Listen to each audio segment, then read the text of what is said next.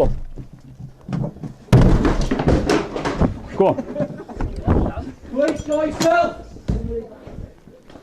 Police officer with taser. Anyone inside, identify yourself.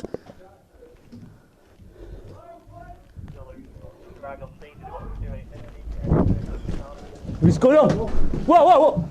Police with taser! Taser officer! What's happened there? You've been sprayed. Police officer with taser, it's ammonia. Watch yourself, ammonia. Get some water for Sarge. Fuck out here now. Stand by. Fuck off. No. Stand by. Get downstairs now. Show yourself now. Get downstairs now. He's just on the corner, he's got a spray can or something. Body cameras on.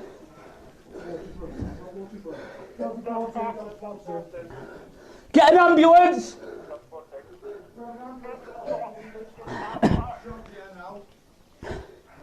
Can't breathe.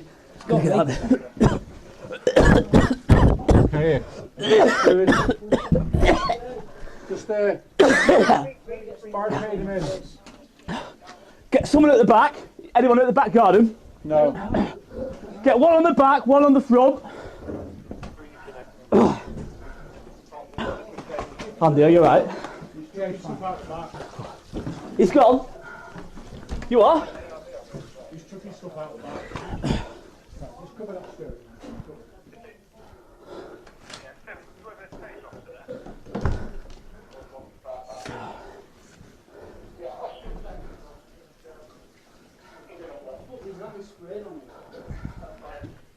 It's ammonia, shout that up.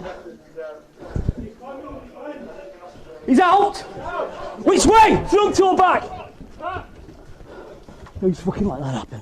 Where is he? Get that fence through now. That's it. Where is he? Police with taser, show yourself.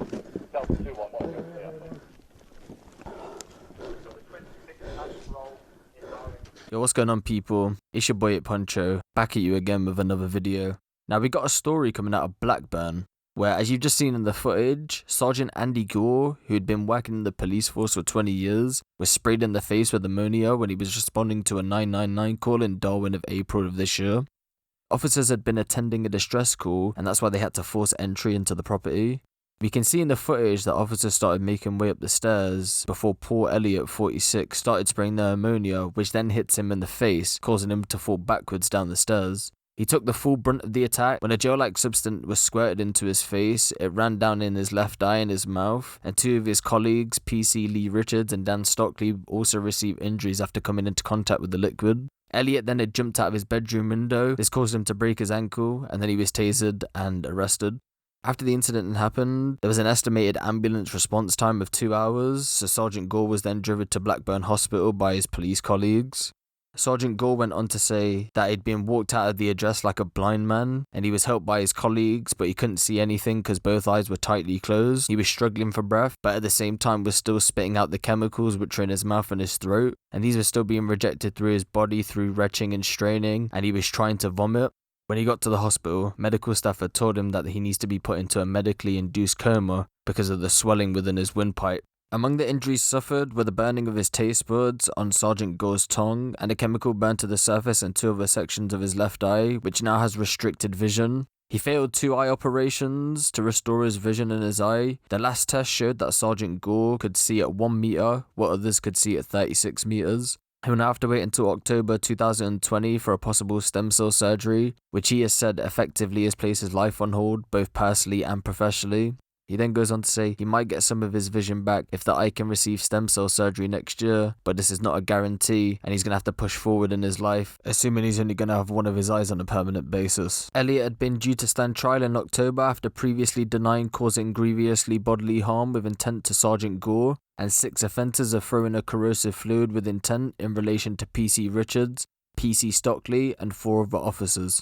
But before a jury could be sworn, he changed his pleas to guilty in relation to the offences concerning Sergeant Gore and the 2 constables. Paul Elliot, 46, was told that he'd have to serve at least 2/3 of the custodial element of the 14 years and 6 months before being eligible for parole. Once released, he'll then have to complete a further 4 years on an extended licence.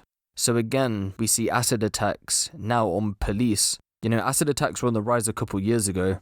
I'm still hearing some stories about acid attacks as we see it's still happening, and now it's happening to police as well.